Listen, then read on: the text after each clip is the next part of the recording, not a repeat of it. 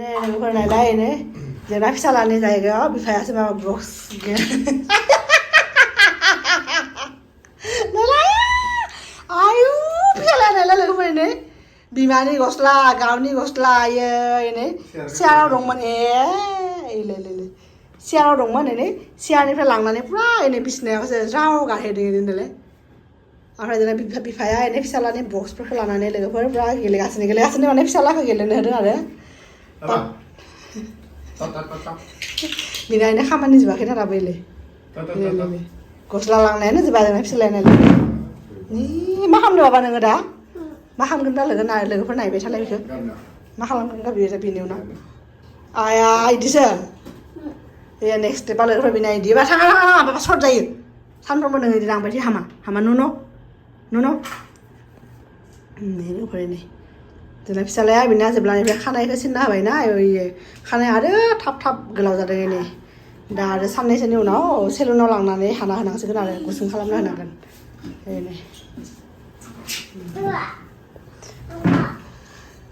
लोगोफोर फुङावनो दिनै एकदम 7टा बाजियावनो सिखारदों उइकेन्डबाबो 7टायावनो सिखारनानै बे आदार सेन्टाराव थांनानै बिनि खामानि मावनो फैबाय एक्चुअली बिना मबाइल नाम्बाराव अटिपि फैया आरो आदारजों माबा भेरिफाइ खालामनांगौबा बिनि अटिपिया बिनाव मालाबा फैयो बाट मालाबा फैया बाट बिनि माबा मा होनो आंनि ब्रादार इन ल'नाव थांखायो आरो आंनि फंबायनि नाम्बारावसो थाङो आरो बियो बे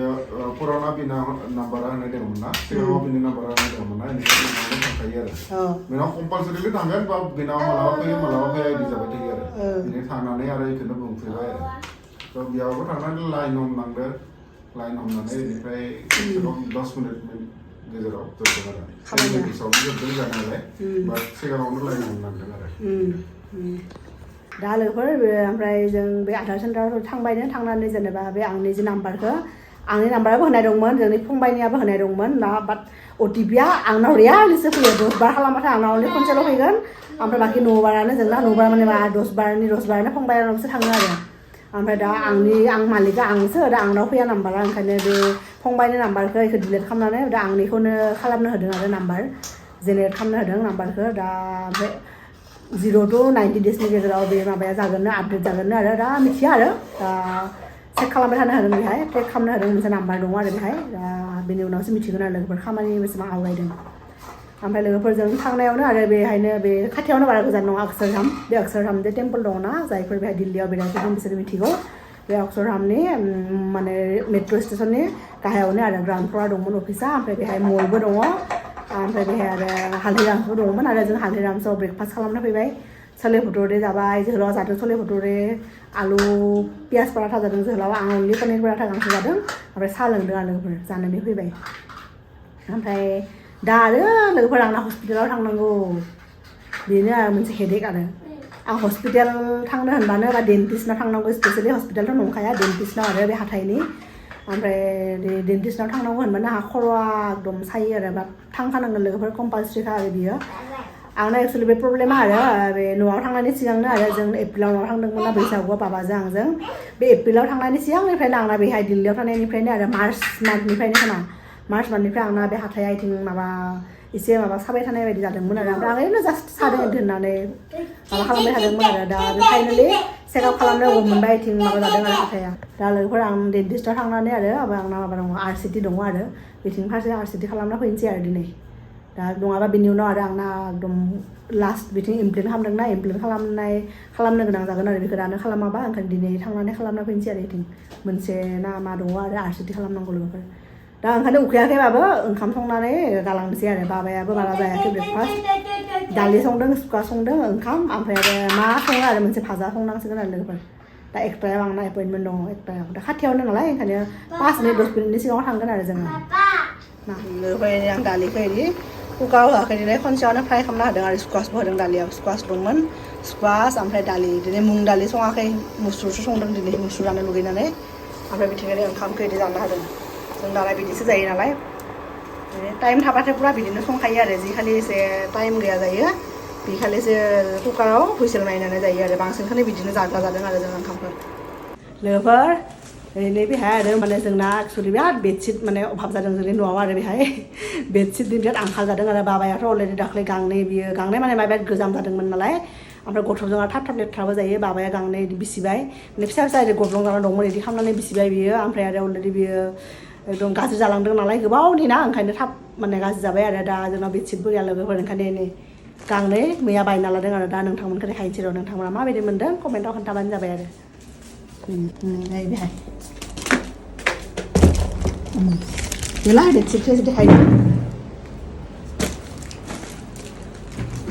बारा दाम गोसाय नङा बेखौ सानफ्रोमबो बुंनांगौ दे जोंना एकदम बेडशिटआनो गैया जादोंना ओंखायनो मैया लाबोबाय आरो जोंना सासे मिस्ट्रि मानसि दङ ना एसे गुबुन नुबानो इदि खालामनानै बेफोरखौ नायो प्लेट खालामना होयो बेफोर वालनिफोरखौ सब दिहुनना होबाय स्टिकार लगायनाया माने मा होनो गांनै लाबोदों आरो ओमफ्राय पिल' कभार दङ सेन गोनां आरो मोजां दामाबो बारा नङा एफर्डेबल आरो जों सानफ्रोमबो इउज खालामनो बे मेटेरियेलखौ नायग्रा बाद मोना बेफोर मोजां नङा बे एसे स्लिपारि आरो बे खेबसे गोलैयोबानो बे साइड जायो दे गाय नङा बाबा बियो माबा आइसक्रिमसो दादा गारि आइसक्रिम आइथिं गारि दङ आइसक्रिम गावनि दिनै बिजाब फरायदों बिजाब लायन किं साइजनि बिदों आरो किं माने जोंनि बिसिनायाव हमनाय आरो जोंना आलासिबो फैगासिनो नालाय आसामनिफ्राय नोंथांना फैबा नुगोन आरो सोर फैगासिनो ओमफ्राय आलासि फैबा ओमफ्राय बनो गैया नालाय ओंखायनो जों गांनै लाबोदों आरो मैया बे गांखौ ओरैनो आं दा बेलासियाव फैनानै सार्भिस होनानै बेयाव आखाइजों होनो हागोन बिदि नङा माबा सुवादा बानायाखै जोङो बेलाय सुवादा मोजाङै हो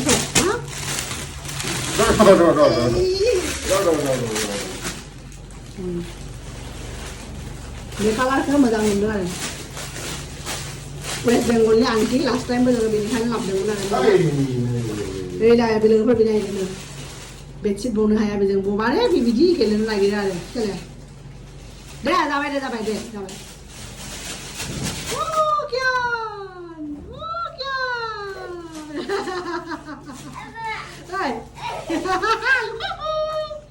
हाबा piano deh karena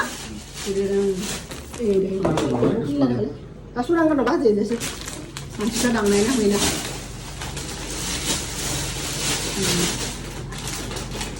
ini semua gitu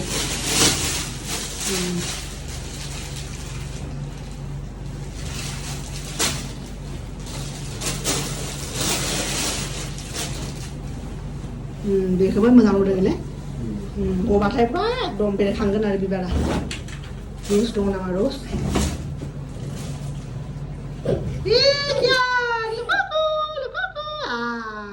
लोगोफोर माने बिदिनो आरो एफर्डेबल प्राइसआवनो मोजां मोनो आरो बे कलकातानि वेस्ट बेंगलनि आन्टि सासे दङ बेहाय फानो आरो बे मोजां लास्ट टाइमबो जोङो बेनिफ्रायनो लाबोदों लास्ट टाइम माने 2 इयार्स जाबायनो आरो 2 इयार्सनिफ्राय दाबो दङ आरो बेबो मोजाङैनो दङ सेनाबो जेबो जायाखै सेनाबो बिदिनो दङ गान्दुनि सेन दा बेखौबो सेन गोनांनो लाबोदों आरो लोगोफोर दा जोंना आलासि फैबायथाय नोंथांमोना नुगोन आरो सोर फैगोन जोंना आसामनिफ्राय सानै आलासि फैगोन लोगोफोर बारा दिन गैला आरो 10 दिननि उनाव मोनफैसिगोन आरो बिसोरो apa tit ber tit apa नायलाय सालानि आखौ नायलाय गोलैयाव थां बिहा मालाय बिजाब दिहुननानै फोरोंनो नागिरदों माबा खालामगासिनो फरायनायाव बिराद बादला जागोन बे फरायनायनि नङा ए बि होननाय होनो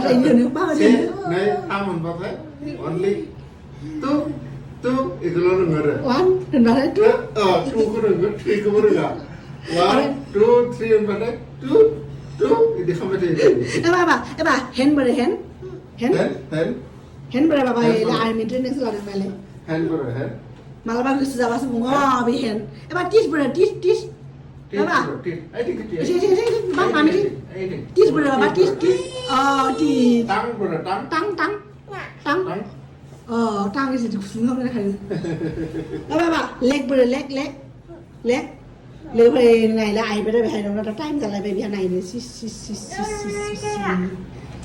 सानसे माने फुंनिफ्राय नायनो मोनाखैना दा ओंखायनो टाइम जाबाय आरो बेहा बिदिनो मालाबा गोसो जाबा बिराद मोजाङै माबा होनो आरो सब सिरियालि हेन्ड लेग ओमफ्राय हेयार आइसफोर बे दा गावनि नेटफ्लिक्स दिहुनना लाबाय फरायनाय मोनसे मा लोगोफोरा नेटफ्लिक्सनिबो जों गेदेरनिखौ दिहुना चिल्ड्रेन थायोना चिल्ड्रेननिखौ दिहुनना लायो गावनि बिफानि नाम दङ मोनसे हिंसा बेखौ दिहुना चिल्ड्रेननिखौ दिहुनना लाबाय बेलाय दा गोरों जाबाय जोंना खालि फरायनो होबाल' बायो बियो फरायनो होबा जालायलायो लोगोफोर आरो बिथिं थास' आथिं संगासिनो आरो बे थास' आथिंखौ लोगोफोर दाख्लै लाबोदोंमोन जे सियार पार्कनिफ्राय बिराद गोथाव आरो अलरेडि बोथिनै जाबाय दा बे लास्ट आरो बोथिथाम मोनजासिगोन आरो बिदि बे थास' आथिंखौ सिम्पोलसो संगोन लोगोफोर ना गैया नालाय ना गैया दङ दै जेबो होआ बे माबा नालाय थास' आथिङा माबा गोदोनायाव मानखायाबो आरो बिराद गोथाव मोनजायो आरो ओमफ्राय गोरलै ओंखायनो एवबाथाय फ्राय एवबाबो थाब माने गुरै जालाङो आरो मोनो आरो दा बेहाय जेबो होआखै बेखौ दा फ्राय खालामगासिनो हालदैबो होआखै हालदै होबा नांखायो नालाय थाबनो जेब्ला मोनहां जागोन ना अब्ला ना गोरान फिसा दङ बेखौ होसिगोन आरो लोगोफोर आं डेन्टिस्टनिफ्राय फैबाय आरो ओमफ्राय बिथिं RCT खालामनो थांदोंमोन ना ओमफ्राय RCTआव माने मोनथाम स्टेप थायो दिनै फार्स्टआव बे जि टुथनि जि डिके दंमोन बेखौ माने गब्लं खालामनानै आरो एनेस्थेसिया होनानै बिथिं गब्लं खालामनानै बेहाय मुलि सोना होदों आरो जाहाथे केभिटिया आरो बेहाय जमा जाया सब ओंखारलाङो ओमफ्राय नेक्स्ट आरो 3 उइक्सनि उनावसो लोगोफोर बेखौ फिलआप खालामगोन आरो नायनानै माने केप लगायनांगोन ना बेहायबो लोगोफोर आंना हाथाया बे साइडथिंसो RCT खालामदोंना ओंखायनो बिथिं एकदम दाबो आंहा हुस मोनाखै आरो एनेस्थेसिया होदों अलरेडि एकटा दससो होदोंमोन नामा एकटा दससो होदोंमोन दा 2:40 जाबाय दाबो प्रट मोनाखै आरो लोगोफोर ओमफ्राय बिथिं बे गन्थङा आंना ओरैबायदि फिल जादों आं बे गन्थङाथ' इदि जालांदों इदि होननानै फिल जादों आरो आं हां मोनाखै बे गब्लंजों ओमफ्राय बे आंना खावलायाबो इसनि फुलिलांनाय बायदि मोनदों आरो लोगोफोर दा फाइनालि थेवबाबो फार्स्टआवथ' नार्भास जादोंमोन आं दिनै मिथिया मानोबा एकदम नार्भास जादोंमोन बाट एनेस्थेसिया होबाथ' जों पात्ता मोना आरो मेमाबोथ' मोजां आवगायनिफ्राय जों सिनायो नालाय ओंखायनो मोजाङै जाबाय दिनै आरो 3 उइक्सनि उनाव लोगोफोर कमप्लिटलि बियो मोजां जागोन आरो दा ओमफ्राय बिथिं गुरै माने ओंखाम इथिं जेबो जानो होआखै आरो बे साइडथिंसो जानो होदों आरो लोगोफोर ओमफ्राय दा मेडिसिन लिरनो हादों बिसोरो ओमफ्राय मेडिसिन जानांगोन दिनै ओमफ्राय गाबोनसिम जानांगोन आरो ओमफ्राय बेनोसै आरो लोगोफोर दा मोजाङैनो जाबाय आरो दा ओमफ्राय जोंना फिसालाया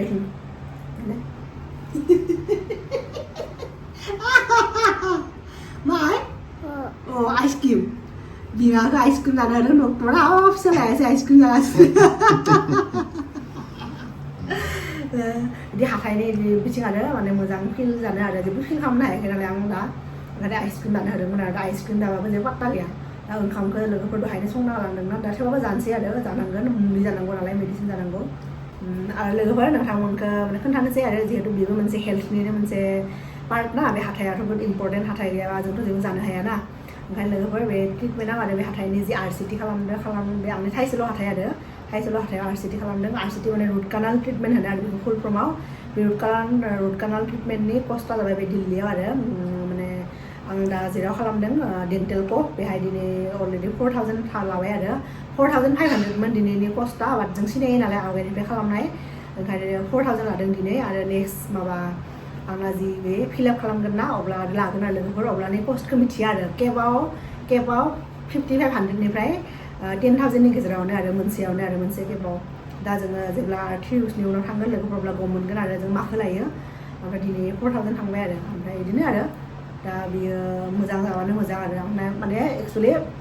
आं माबोरै गमोनखो बे हाथाय आंना सायाव गामसनि सायाव ओरै लाम्स जादों आरो इसनि गिदिर लथबफोरनि गाराय बायदि जादों आरो जों सायाबो मायाबो बेहाय माने पुरा गिदिर जानानै माबा जाना दङ मुलि जाबाबो हामा आरो बेखौ जेब्लासिम नोङो RCT खालामा अब्लासिम बे बुस्थुआ हामा आरो इथिं